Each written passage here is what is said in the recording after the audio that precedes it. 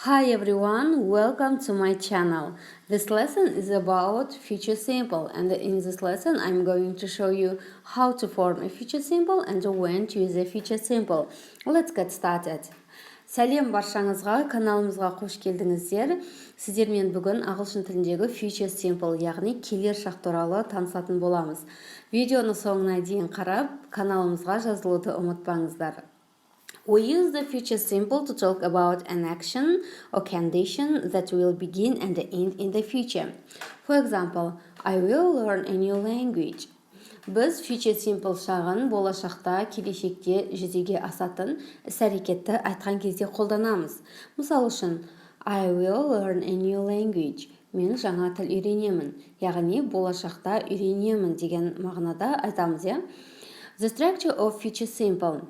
Subject plus will plus verb. Енді осы future simple шағының жасалу формуласына келетін болсақ, бастауыштан кейін will көмекші етістігі қолданылады, одан кейін негізгі етістіктің өзі келеді. Ал бізде future simple шағында негізгі көмекші етістік бізде shall және will етістіктері болып табылады. Shall етістігін біз тек қана I және we зат есімдерінен кейін қолданатын болсақ, will көмекші етістігін біз барлық зат есімдермен бірге қолдана береміз. Яғни I, he, she, it, we, you, they. Will көмекші етістігі келеді осы зат есімдерден кейін. Бізде shall көмекші етістігі қазіргі ағылшын грамматикасының да қолданыстан шығып кеткен болып табылады. Яғни қазір көп адам shall көмекші етістігін қолданылмайды. Бірақ сіз I shall, we shall деп айтсаңыз, ол қатеге жатпайды.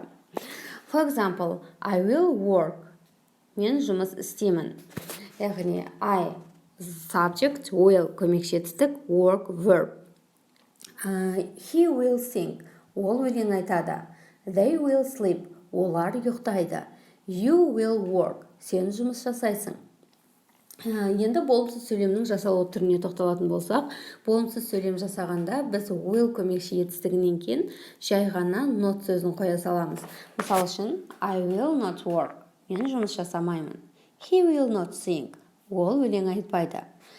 They will not read. Олар оқымайды. They will not sleep. Олар ұйықтамайды. Ал енді сұраулы сөйлем. Сұраулы сөйлем жасауымыз үшін біз will көмекші етістігін бастауыштың алдына шығарамыз. Яғни, will I work? Мен жұмыс жасаймын ба? Сұрап тұр, сұраулы сөйлем. Will they sing? Олар өлең айтады ма? Will they sleep? Олар ұйықтайды ма? Енді, we use will when to decide to do something at the time of speaking. Біз көбінше will көмекші етістігін сөйлеп тұрған кезде бір нәрсені, яғни аяқ асты істеуге шешім қабылдаған кезде осы will көмекші етістігін қолданамыз.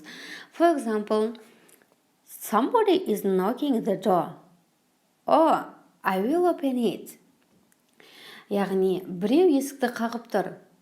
Ой, мен аша саламын. Яғни мен істей саламын, мен бара саламын деген іс-әрекеттерде біз will көмекші етістігін қойып сөйлем құрай аламыз.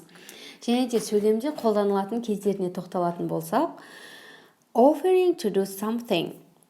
Яғни бір нәрсені істеуге ұсыныс жасаған кезде осы will көмекші етістігімен сөйлем құрай аламыз.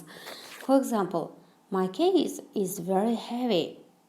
Oh, I will carry it for you. Менің чемоданым ауыр болып тұр. Кел, мен саған көмектесе салайын. Қазір айттыңыз, бірақ болашақта істейсіз. Әлі істеген жоқсыз. Ал екінші жағдайда promising to do something. Яғни біреуге бір нәрсені істеуді уәде еткен кезде қолдана. Осы future simple шағымен қолданамыз. Мысал үшін, thank you for lending me the money. I will pay you back on Friday.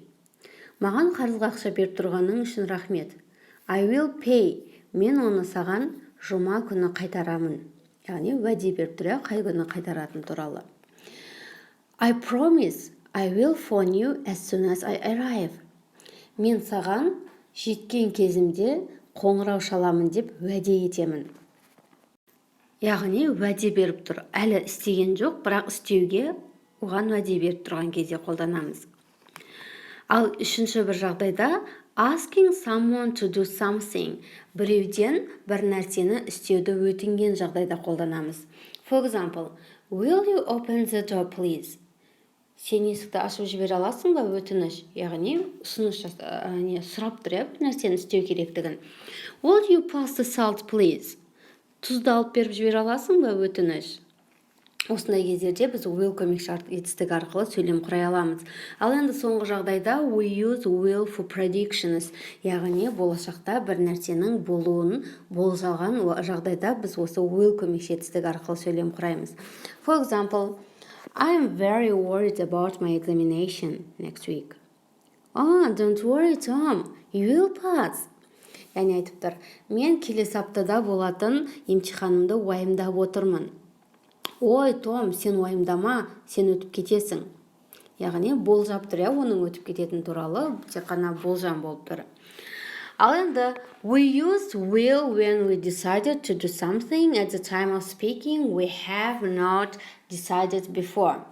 Сондай біз осы future simple шағын, яғни will көмекші етістігі арқылы сөйлемді. Дәл қазір мысалы сөйледік, істеймін деп шешім қабылдаған кезде, істеймін деп шешім қабылдаған жағдайда айтамыз. Біз ол іс-әрекетті алдын ала жоспарлап немесе ұйымдастырған жоқпыз, жай ғана мен істей саламын деген мағынада қолданамыз. For example, this is very nice shoes. I will buy them. Ой, мынау өте әдемі аяқ киімдер екен. Мен оны сатып ала саламын. Future Simple шағы туралы сабақ сіздерге түсінікті болды деп ойлаймын. Видеоны соңына дейін қарағандарыңыз үшін рахмет. Каналымызға жазылуды ұмытпаңыздар, және де бізбен